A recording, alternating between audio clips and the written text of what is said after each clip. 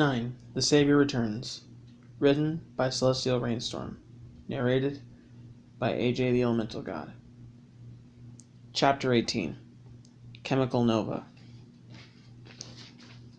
All the excitement had died down in the boarding house foyer. The clan sat divided, trying not to speak or make any eye contact. One sat in the very corner of the room, turned away from everyone. 8 stood a little ways away, making sure that nobody disturbed his leader. 2 and 5 were sitting with the twins, holding their hands and comforting them. They'd been extremely frightened by the fight between the 3 Stitch Punks. 6 sat a little ways away from 2 and 5, and the twins, rubbing his neck where his key should be. 8 was still in possession of it. He wasn't about to approach the huge bodyguard after witnessing what he had done to 9. As 9 and 7 entered the room, most of the Stitch Punks looked up. They watched as the 2 young ragdolls walked over and sat beside 2, 5, and the twins. 7 kept her hands and eyes down, not looking at any of the others. 9 gave her a reassuring squeeze. Glancing at his friends, 5 met his gaze and immediately realized what he was wanted. He turned to 2 and struck up a quiet conversation, turned away from the 2 younger dolls. They sat down, 7 holding 9's hand as if her life depended on it. Everything settled into silence once more as the night grew darker around them. 2 couldn't stand it any longer. 6 couldn't stand it any longer. He had been entrusted with his key, and had kept it safe for many, many years. He couldn't simply let it remain in 8's possession. After all, he didn't know how extremely important it was to the seer. The banded Stitch Punk stood and walked nervously over to 8, who still stood like a palace guard beside 1. The soothsayer hesitantly approached the big brute, trembling from head to foot. He nursed his still sore neck from where the fire beast nearly strangled him. 8 looked down at the small man, raising a single thick eyebrow as if he dared 6 to even mutter a word. Can I have my key, please? 6 asked softly, cowering down in front of 8. He blinked, frowning before smiling roguishly and holding out 6's key, saying, "Here you go." 6 reached for a bit, then recoiled, as if waiting for 8 to hit him too. No, go on. Take it. 8 said, holding it out further and looking sincere. 6 smiled warmly. Thank you, he said softly, reaching for his key. Oops, 8 said, swiping it out of his reach and laughing vehemently. 6 looked up at 8 in indignation. The guard continued laughing meanly, making fun of poor 6's short height, and threw the key roughly into the floor nearby. "Oh, my key, my key, my key, my key!" he cried, running over to it and fastening around his neck once more. He clutched to his chest, hunched over and sitting in a tight ball. 8 continued laughing vociferously, pointing to 6 spitefully. 9's brows furrowed in outrage as he watched the scene. The boiling rage in his chest finally overflowed. Letting go of 7's hand, he got to his feet and walked furiously over to 8. He was still laughing at poor 6 before 9's strident high voice pierced the air. "That's enough!" The force of his shout shocked 8 into immediate silence. The bodyguard looked down at him in stupefaction. 9 was looking at like he was about to strike him across the face. He didn't, obviously, but he did make another course of action. Turned away from 8, 9 looked to the rest of his coven, all of whom were staring at him. "That is enough. Listen to me, all of you. We can't keep doing this. We can't keep fighting amongst ourselves. We're all we have in this world. We are all what we can trust. And if we don't earn that trust from one another, we're all damned.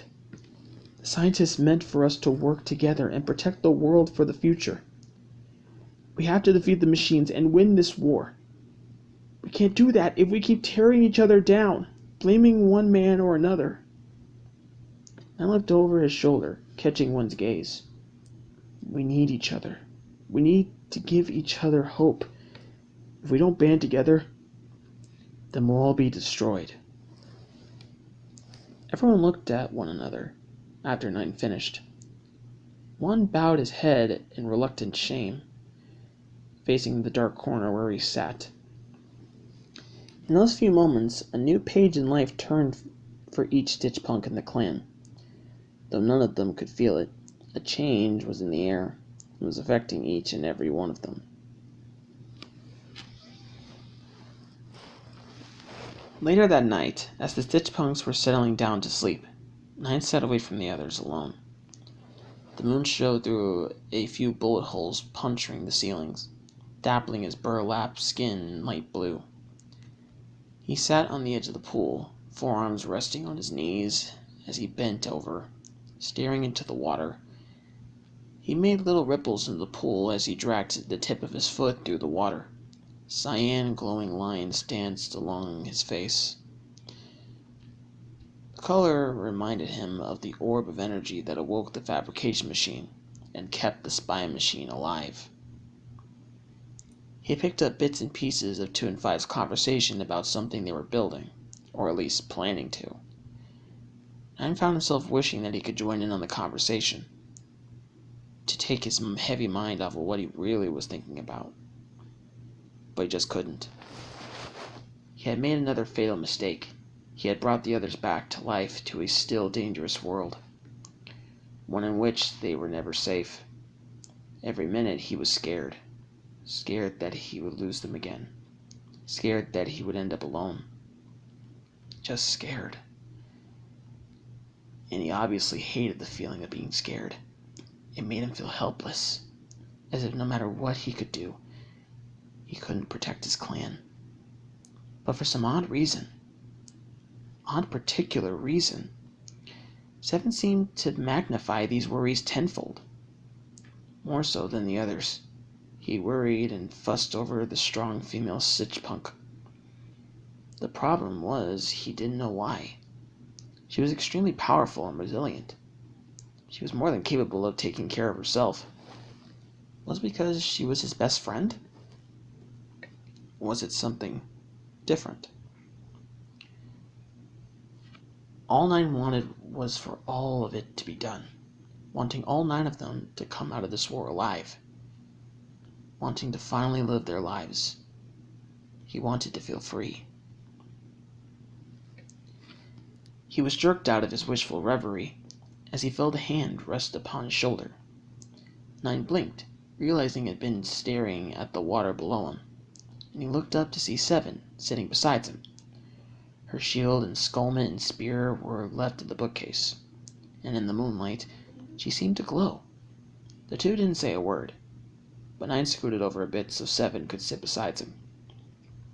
They stared down at the water, both consumed in their thoughts. Absent-mindedly, they laid their hands down on the ground without thinking. Instead of resting on a cool stone, they rested on top of each other. As their metal fingers touched, a little spark issued between them. Both Stitch Punks jumped slightly. Nine felt a buzzing, tingling sensation race up his arm and into his already fluttering heart. "Oh," Seven gasped. Both ragdolls looked at each other, yanking their hands away.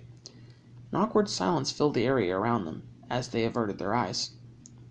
A moment passed before the females sighed quietly. "Listen," Seven began softly, turning to him. "I'm sorry about what happened. What happened tonight. Not only what I almost did to you, but about trying to leave. It was wrong of me to do so, and you are completely right. It's my duty to defend us, and I can't abandon my responsibility. Or my friends," she said, bowing her head and looking ashamed. It's okay.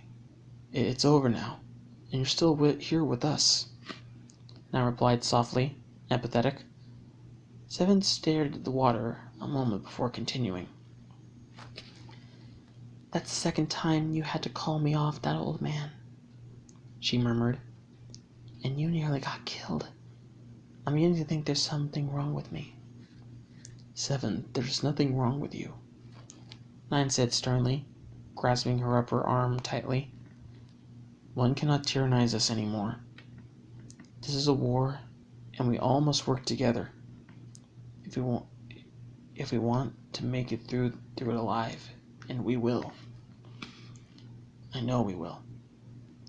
What I need you to do, Sev, is to continue being the best warrior you can, and not turn against one again. He is still one of us, no matter how much of a dictator he tries to be. I will not let him trap you or I again. I'll make sure of it. 9 said strongly, glancing over her shoulder in the direction of the leader. 7 looked up at him in amazement and then smiled softly. As 9 turned around, he found his face dangerously close to her own. He jerked backwards. Slightly startled as the two gazed at each other, 9 felt that spell again to overtake him once again. He clutched his zipper and tapped his fingers, a nervous habit of his. The young woman looked away as well and sighed. I'm sorry. I'm so sorry. I just couldn't stay trapped under his rule any longer. And now he's... Her eyes found the chip on his optic once more. He's accusing you for something you had no power over. And he's not even letting us take a stand. We're going to die if we don't fight. And he just doesn't realize that. I was just so angry. I didn't mean to. I'm so sorry. 7 sighed, covering her face with her small, delicate hands. 9 hesitantly reached out and pulled an arm around her shoulders. It's all right, 7. He will come around, he said. 7 smiled up at him, reaching up and taking his hand.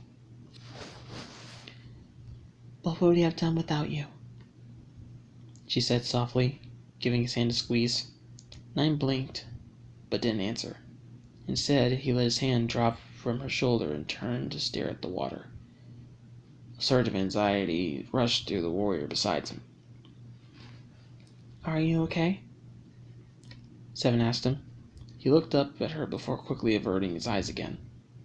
Yeah, I'm okay. I'm fine, he said. 7 shook her head again and closed her eyes. You are incredibly intelligent and pretty naive, but you are a horrible liar. You always have been, and you always will be, 7 said, looking at him with hints of playfulness in her eyes. 9 blinked again and slowly sighed. I can't. I just can't. He took a deep breath, trying to clear his thoughts. I see us fighting a war within, and I need us to stay together. I brought them back to the most dangerous place they could be, and now I can't live with myself if I lose any one of you. We're all vulnerable, he explained to her, bending forward and resting his forearms to his knees. But like you said, if we have hope, then we can make it through. It's hope that gotten us this far. And if we keep hoping, I'll get through this. Then maybe we will, 7 replied, running her hand over his shoulders. He looked up at her and smiled. The reassuring words somehow replaced some anxiety with comfort. 7 then opened her arms and took 9 in them, giving him a warm hug. He blinked and sighed and relaxed, resting his chin on her shoulder. A moment passed before she pulled back.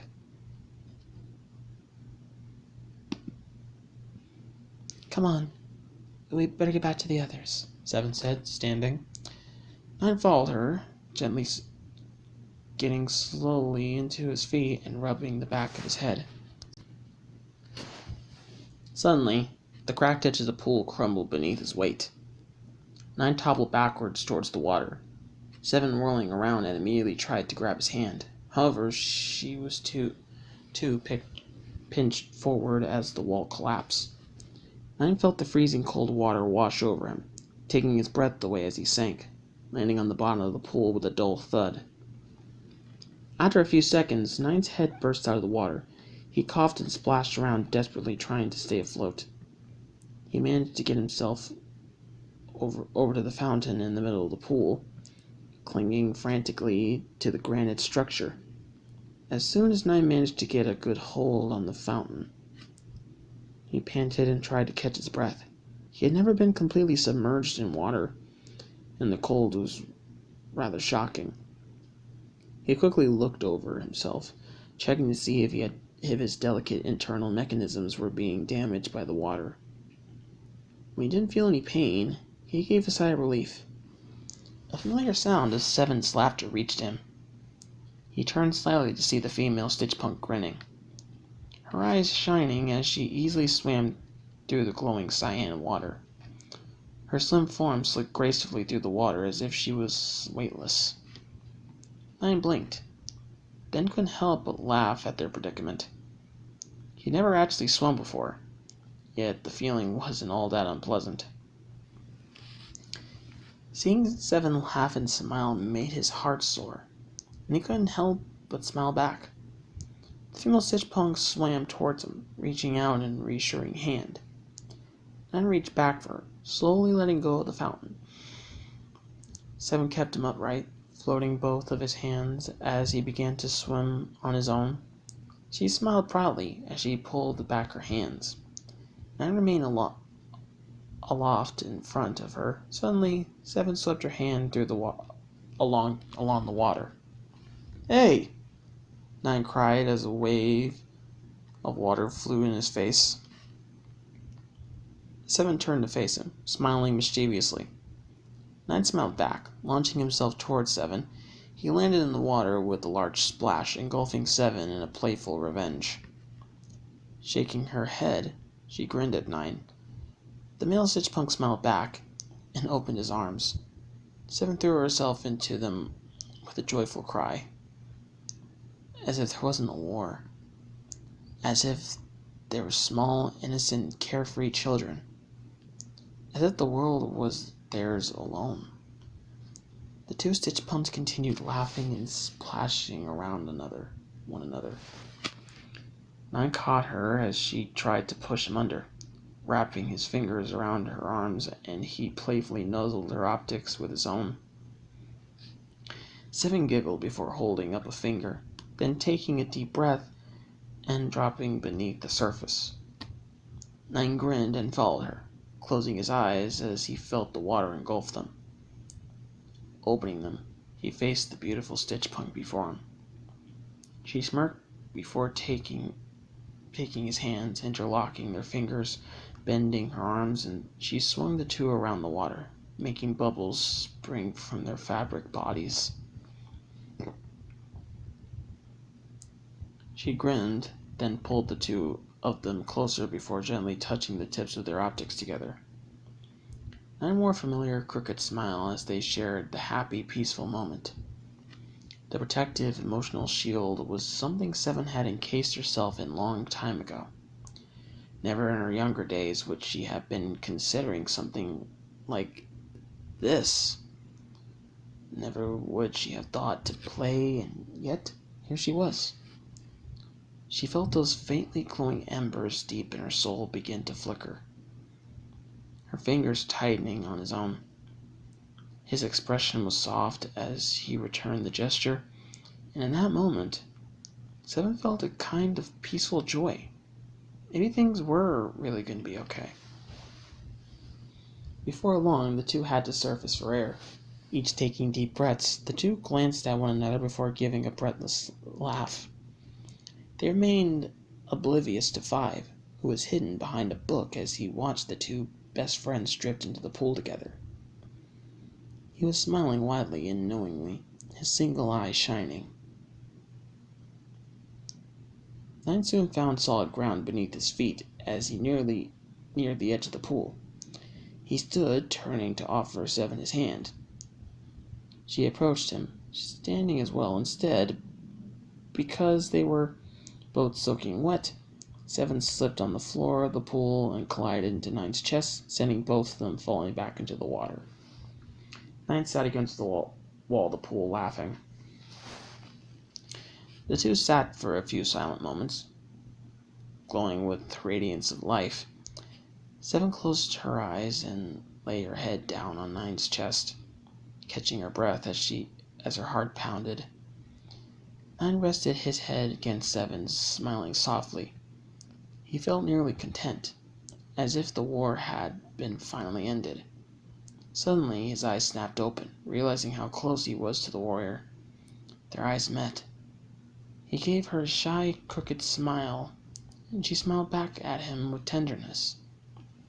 "Come on," she said. There was a softness in her voice that 9 had rarely heard before. She got on her feet and offered 9 a hand. He took it, and they heaved themselves from the water.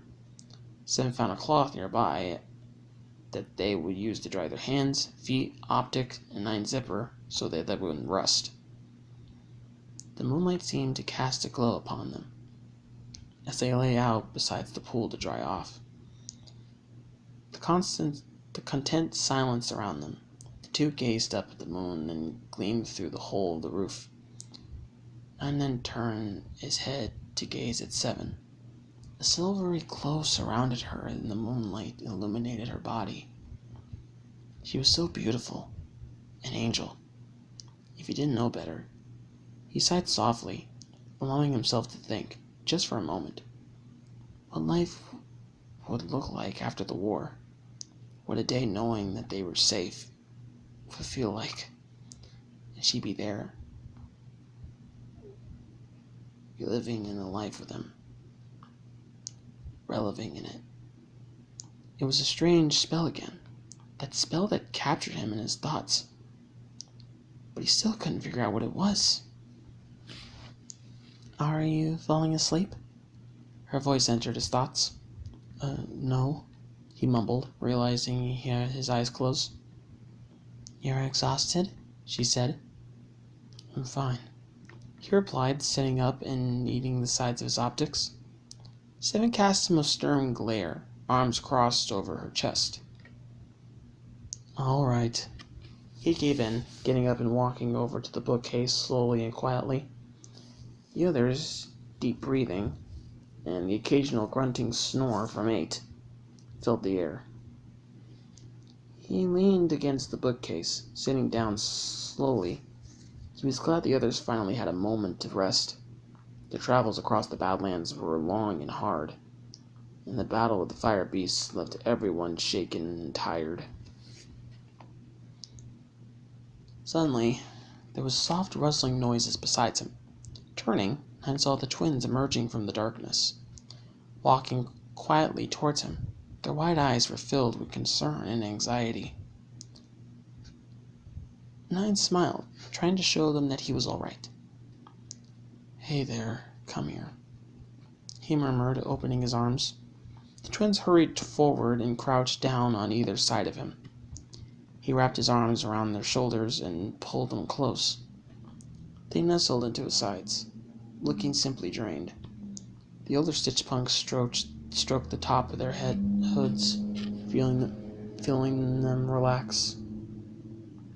The poor things looked miserable, fatigued from their journey and the battle earlier today. All was quiet for a moment before 4 looked up, gently touching 9's cheek where 8 had struck him earlier. "Don't worry, no permanent damage," the older Stitch Punk said with a chuckle, ruffling 4's hood. He smiled before his eyes dropped, and his expression softened. 9 hugged them tighter. "It's gonna be okay. I promise," 9 said softly, meaning every word. No matter what he had to do, they were going to live. nobody would ever have to die because of him again. As he watched the clouds drift around the moon high above, he began to quietly hum a soft, soothing melody. He couldn't remember where he had heard it, but he continued to sing it into the quiet. Almost immediately, the twins' head dropped onto his shoulders, and their eyes closed. The song seemed almost like magic, calming them, allowing them to sleep. 9 continued to hum, leaning his head back against the bookcase. I promise. Later that night, while the deep breathing of the other Stitchpunks filled the air, 7 was sitting up upon a shelf, looking up at the full moon. Her armor sat beside her. She was keeping a close watch on her clan below her, listening to the tranquil whistles of the wind outside. 7? A deep, familiar voice asked. She turned to see 5 climbing up on the shelf and sitting beside her. "Hey, 5, I thought you were asleep," she replied, patting her best friend's shoulder. Nah. 2 and I were working on something, he said, and then grinned. You should have seen him. He went after 1 and started yelling at him. 7 smiled and gave a light chuckle. Now that I would have loved to see. The 2 friends sat together quietly and gazed out upon their fellows. 7's heart compressed as she felt something that had long ago abandoned her. She sighed, and 5 looked up at her. I never should have left. I never should have left you guys. Not even tonight. Maybe things would have been different. Better, if I had stayed all those years ago. She sat quietly, sighing again. Her voice was full of emotion, and 5 stared at her, surprised. It had been a very long time since 7 had even opened up to him. We have you now, 7. I'd rather you have left and come back to us than not at all. He said quietly, raising a tentative hand and placing it gently on her shoulder. She patted his hand affectionately. I just felt so trapped under one's control. I wanted to get out. I need to protect you guys, and if he doesn't let me, she said, her voice becoming a bit strained. She blinked, surprised and annoyed at herself. We will, 5 said reassuringly. But what if he doesn't, 5? I can't just sit here and hide, just waiting for something to happen. It's not my nature.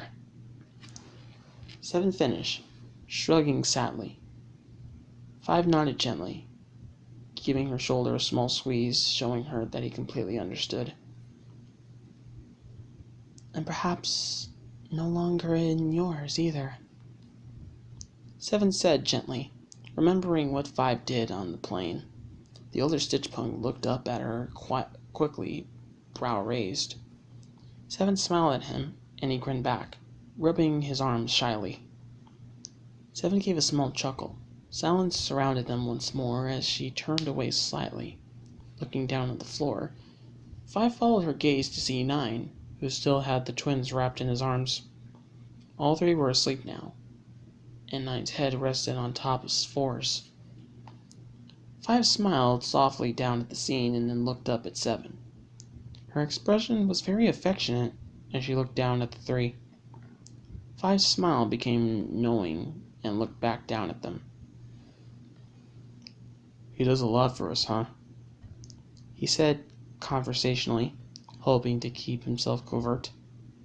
Yes, he has. I don't know what I would do without him, 7 replied, sighing slightly and smiling warmly.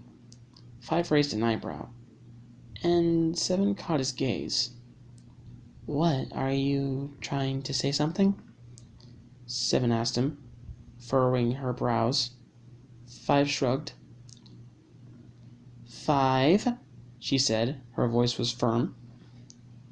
He smiled timidly, wringing his hands and stammering. Well, I think maybe you and Well, Seven stared at him for a few moments before she realized what he was saying. Never. A warrior can't allow herself to feel things like that. I cannot be compromised for what I feel. It's my duty to defend you, and I can't do that when I allow my emotions to get in the way. Seven growled, her temper boiling. Five held out a hand in defense. Okay, I was just thinking that maybe... Well, you thought wrong, Five. I don't like him. I don't love him. She sneered, the word as if it dripped acid into her mouth, and lowered her voice. He is my friend, nothing else.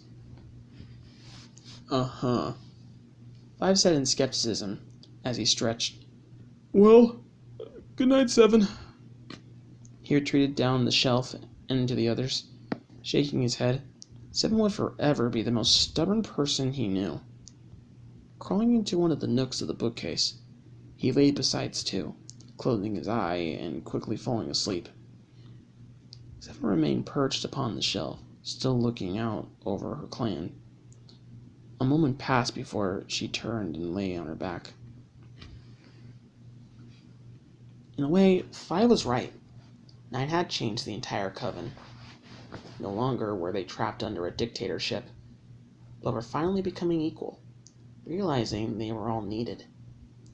He had kept them all through their turmoil. He had helped them all through their turmoil. And even tonight, he had risked his life and threw himself in front of the man who had hated him. What if Nine hadn't been able to stop her in time? Her blade would have struck through his heart, and she would have killed the young man who had saved her more ways than one. But Five was also very wrong.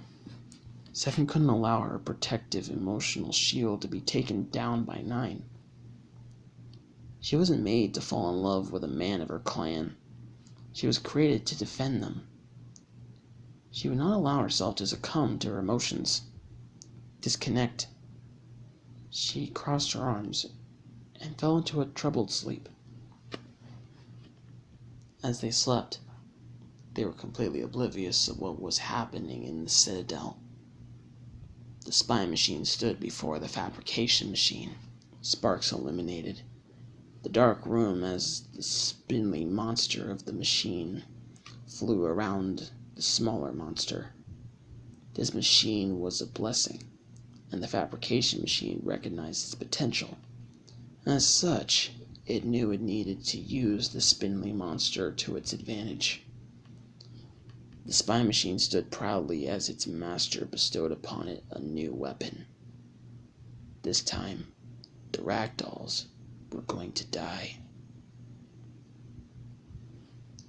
End of chapter 18.